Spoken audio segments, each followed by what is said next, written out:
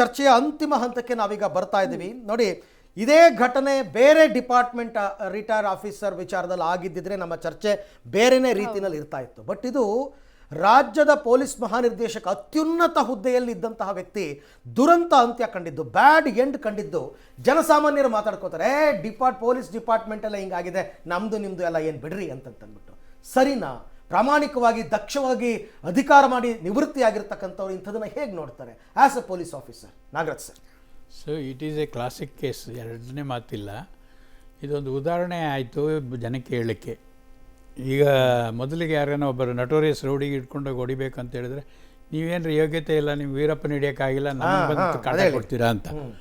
ಈಗ ಅದನ್ನೇ ಹೇಳ್ತಾರೆ ಇನ್ನೊಂದು ರೀತಿ, ಏನ್ರಿ ನೀವು ಡಿ ಜಿಗೆ ರಕ್ಷಣೆ ಕೊಡೋಕ್ಕಾಗಿಲ್ಲ, ನಮಗೇನು ರಕ್ಷಣೆ ಕೊಡ್ತೀರಾ ಅಂತ. ಈ ರೀತಿ ಒಂದು ಕಾನ್ಫಿಡೆನ್ಸ್ ಜನಕ್ಕೆ ಹಾಳಾಗಿದೆ ಅಂತ ನಾನು ಒಂದು. ಎರಡನೇದು, police officer being A D G, ಅವ್ರು ಕೊನೆ ಉಸಿರಿರೋ ತನಕ ಅವರು ಡಿ ಜಿನೇ.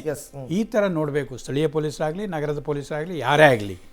ಆ ಒಂದು ಇದನ್ನು ನಾವು ಕಾನ್ಫಿಡೆನ್ಸನ್ನು ಅವ್ರಿಗೂ ಕೊಡಬೇಕು, ಜೊತೆಗೆ ನಮ್ಮ ಅಧಿಕಾರಿಗಳು ಕೂಡ ಇಟ್ಕೊಳ್ಬೇಕು. ಇಷ್ಟನ್ನು ಇಟ್ಕೊಂಡ್ರೆ ಅವ್ರು ಸಾರ್ವಜನಿಕರಿಗೂ ಅದೇ ರೀತಿ ನೋಡ್ತಾರೆ. ಈ ಒಂದು ಮನೋಭಾವ ಏನು ನಾವೇನು ಹೇಳ್ತೀವಿ ಅದು ಬರಬೇಕು. ಇವತ್ತು ಅದು ಹಾಳಾಗ್ತಾ ಇದೆ ಫಾರ್ ವೇರಿಯಸ್ ರೀಸನ್ಸ್.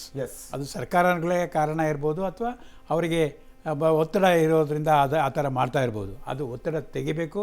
ಪೊಲೀಸರು ನಿರ್ದಾಕ್ಷಿಣ್ಯವಾಗಿ ಕೆಲಸ ಮಾಡುವಂಥ, ಧರ್ಮದ ಪ್ರಕಾರ ಕೆಲಸ ಮಾಡುವಂಥ ಇರಬೇಕು. ಹೆಂಡತಿ ಗಂಡ ರಕ್ತದ ಮಡುವಿನಲ್ಲಿ ಬಿದ್ದಿದ್ರು ಅದನ್ನ ನೋಡ್ತಾ ನಿಂತಿರ್ತಾಳೆ ಅಂದ್ರೆ ಆಕೆಯ ಮಾನಸಿಕತೆ ಎಲ್ಲಿಗೆ ತಲುಪಿತ್ತು ಅನ್ನೋದು ಮನಸ್ಸು ಮೇಡಮ್ ಅಲ್ವಾ? ವಿಕೃತ ಮನಸ್ಸು. ಈಗ ಸೈಕೋ ಇದ್ದಾಳೆ ಅಂದ್ಮೇಲೆ ಏನ್ ಮಾಡ್ಲಿಕ್ಕೆ ಆಗ್ತದೆ? ನಾವು ನೋಡಿದೀವಲ್ಲ, ಅದೇನ ಪೀಸ್ ಮಾಡಿದ್ರೆ ಸೂಟ್ಕೇಸ್ ತುಂಬೋದು. ನಾಗರಾಜ್ ಅವರು ಹೇಳಿದ ಹಾಗೆ ಇದೊಂಥರ ವೆರಿ ಬ್ಯಾಡ್ ಇದು ಉದಾಹರಣೆ, ಸಾರ್ವಜನಿಕವಾಗಿ ಬಹಳ ಕೆಟ್ಟ ಉದಾಹರಣೆ. ಪೊಲೀಸ್ ಫ್ಯಾಮಿಲಿಯಲ್ಲಿ ಸ್ಟ್ರೆಸ್ ಮ್ಯಾನೇಜ್ಮೆಂಟ್ ಕಷ್ಟ ಆಗ್ತಿದೆಯಾ ಅಂತ? ಯಾಕಂದ್ರೆ ನಮ್ಗೆ ಹೆಸರು ತಗೊಳಕ್ ಕಿರಿಕಿರಿ ಆಗುತ್ತೆ, ಬಟ್ ವಿಪರೀತವಾಗಿ ನಾವು ಒಂದು 4 ಠಾಣೆನಲ್ಲಿ 1 ಠಾಣೆನಲ್ಲಿ ಅಟ್ಲೀಸ್ಟ್ ಈ ಥರದ್ದೊಂದು ಏನೋ ಒಂದು ಕೌಟುಂಬಿಕ ಕಲಹ ಬರುತ್ತೆ, ಕಂಪ್ಲೇಂಟ್ ಆಗಿರುತ್ತೆ, ಸುಮೋಟೋ ಆಗಿರುತ್ತೆ ಎಷ್ಟೊಂದು ಪ್ರಕರಣದಲ್ಲಿ. ಸ್ಟ್ರೆಸ್ ಮ್ಯಾನೇಜ್ಮೆಂಟ್, ಒತ್ತಡ ಫ್ಯಾಮಿಲಿಯಲ್ಲಿ ಏನಾದರೂ ಮ್ಯಾನೇಜ್ ಮಾಡೋದು ಕಷ್ಟ ಆಗ್ತಿದೆಯಾ ಅನ್ನೋದು ಒಂದು ಪ್ರಶ್ನೆ ಬಂದ್ಬಿಡುತ್ತೆ. ಇದು ಗಂಡ ಆದವನ ಮೇಲೇನು ಸ್ವಲ್ಪ ಜವಾಬ್ದಾರಿ ಇರ್ತದೆ ಮೇಡಮ್. ನಾವು 24 ದಿವಸ ಬರೀ ಡ್ರೆಸ್ಸು, ಡ್ಯೂಟಿ ಇದೆಲ್ಲ ಮಾಡ್ತೇವೆ, ಬಟ್ ಹೆಂಡತಿಗೂ ಅಷ್ಟೇ ಇಂಪಾರ್ಟೆನ್ಸ್ ಕೊಡಬೇಕು. ಅವರು ಅನುತನು ಏನು ಅವೆಲ್ಲ ನಾವು ಪೂರೈಸಬೇಕಾಗ್ತದೆ. ಪೂರಾ ನೆಗ್ಲೆಕ್ಟ್ ಮಾಡಿದ್ರೆ ಇದು ಪರಿಸ್ಥಿತಿ ಬರ್ತದೆ. ಅವು ಸೈಕೋ ಆಗ್ತಾವ, ಮನೇಲಿ ಒಬ್ಬರೇ ಕೂತ್ಕೊಂಡು ಏನು ಅಲ್ಲಿಂದ ಯೋಚನೆ ಮಾಡಬೇಕು. ನಾವು ಬರೀ ಏನೋ ಡ್ಯೂಟಿ ಹಾಕಿ 24 you suppose to work 24 hours idiot ಹಾಗೆ ಅಂತ ಮ್ಯಾಗ್ನವರು ದಿಮಾಕ್ ಮಾಡಿ ಹೇಳ್ತಿರ್ತಾರೆ. ಅದು ಅನುಭವಿಸೋದು ಇದು ಪರಿಸ್ಥಿತಿ. ಇದು ಏನು ಅವರು ಈಗ ಅನುಭವಿಸಿದ್ದಾರೆ. ಇದು ನಥಿಂಗ್ ಬಟ್ ಎ ಟ್ರೆಸ್. ಇದು ಒಂಥರ ಹೆಂಡತಿ ಆಗಲಿ ಗಂಡ ಆಗಲಿ ಯಾರ ಮೇಲೆ ಒಬ್ರು ಮಕ್ಕಳ ಮೇಲೂ ಟ್ರೆಸ್ ಆಗ್ತದೆ ಒಮ್ಮೆ. ಆಮೇಲೆ ಆನೆಸ್ಟ್ ಆಫೀಸರ್ ಇದ್ದವನಿಗೆ 6 ತಿಂಗಳಿಗೆ ಅಲ್ಲಿ ಒಂದು ಚೇಂಜ್ ಮಾಡಿದೆ, ಇಲ್ಲಿ ಚೇಂಜ್ ಮಾಡಿದೆ, ಆ ಸ್ಕೂಲ್ ಹಾಕಿದೆ, ಈ ಸ್ಕೂಲ್ ಆಮೇಲೆ ಬೆಂಗಳೂರು ತಗೊಂಡೋಗಿ ಬಿದರ್ಗೆ ಹಾಕಿದ್ರು, ಅಲ್ಲಿಂದ ಗುಲ್ಬರ್ಗದಿಂದ ಈ ಕಡೆ ಬೆಂಗಳೂರು ಬಂದು ಸೀಟ್ ಸಿಗೋದಿಲ್ಲ, ಏನು ಮಾಡೋದಿಲ್ಲ, ಡೊನೇಷನ್ ಕೊಡಬೇಕು. ಎಲ್ಲಿ ಇಷ್ಟೆಲ್ಲ ತಾಪತ್ರಗಳು ಮನುಷ್ಯನಿಗೆ ನೌಕರಿ ಜೊತೆಗೆ ಇವು ಸಾಂಸಾರಿಕ ತಾಪತ್ರ ಸ್ಟ್ರೆಸ್ ಆಗ್ತಾವ. ಅದು ಎಷ್ಟಾಗ್ತದೆ ಹೆಂಡತಿ ಮಕ್ಕಳ ಮೇಲೂ ಪರಿಣಾಮ ಬೀಳ್ತದೆ. ಹೀಗಾಗಿ ಪೊಲೀಸ್ ಡಿಪಾರ್ಟ್ಮೆಂಟ್ ಕೂಡ ಆತ್ಮವಿಮರ್ಶೆ ಮಾಡ್ಕೋಬೇಕು ಮೇಡಮ್. ಹಿರಿಯ ಅಧಿಕಾರಿಗಳು ತಿಳ್ಕೊಬೇಕು. ಮೊದಲು ಯಾರು IG, ಕಮಿಷನರು, DGಗಳಿದ್ದಾರೆ ಇವ್ರು ಅರ್ಥ ಮಾಡ್ಕೋಬೇಕು. ತಿಳ್ಕೊಂಡು ಅವ್ರಿಗೆ ಅದಕ್ಕೆ ಏನಾದರೂ ಒಂದು ಸೊಲ್ಯೂಷನ್ ಕಂಡುಹಿಡಿಬೇಕು. ಕರೆಕ್ಟ್. ನಾನು ಒಂದ್ಸರ್ತಿ ಕೇಳ್ಪಟ್ಟಿದ್ದೆ ಪ್ರಮೋದ್ ರಾವ್ ಸರ್, ಒಂದ್ಸರ್ತಿ ಏನು ತುಂಬ ಸರ್ತಿ ಕೇಳ್ಪಟ್ಟಿದ್ದೀನಿ, ಕಾನ್ಸ್ಟೇಬಲ್ಗಳು ನಮಗೊಂದು ವೀಕ್ ಆಫ್ ಸಿಗಲ್ಲ ಅಂತ ಹೋರಾಟ ಮಾಡಿದ್ದಿದೆ. ಆದರೆ ಆಕ್ಚುಲಿ ಆ ಡಿಪಾರ್ಟ್ಮೆಂಟ್ ಅವರು ಸ್ಟ್ರೈಕ್ ಮಾಡಂಗಿಲ್ಲ, ಆದ್ರೆ ಕೇಳಿದಾರೆ ಅವರು ಒಂದು ಅಂದ್ರೆ ಡಿಪಾರ್ಟ್ಮೆಂಟ್ ಅಲ್ಲಿ ಆ ಮಟ್ಟಿಗಿನ ಒತ್ತಡ ಕೌಟುಂಬಿಕ ಜೀವನದ ಮೇಲೆ ದೊಡ್ಡ ಮಟ್ಟದ ಪರಿಣಾಮ ಬೀರ್ತಾ ಇದೆ ಅಂತ ಕೆಲವು ಮಾತುಗಳು ಕೇಳಿಬರುತ್ತೆ. ಪ್ರಮೋದ್ ಸರ್ ಅವರ ಲಾಸ್ಟ್ ಒಪಿನಿಯನ್ ಏನು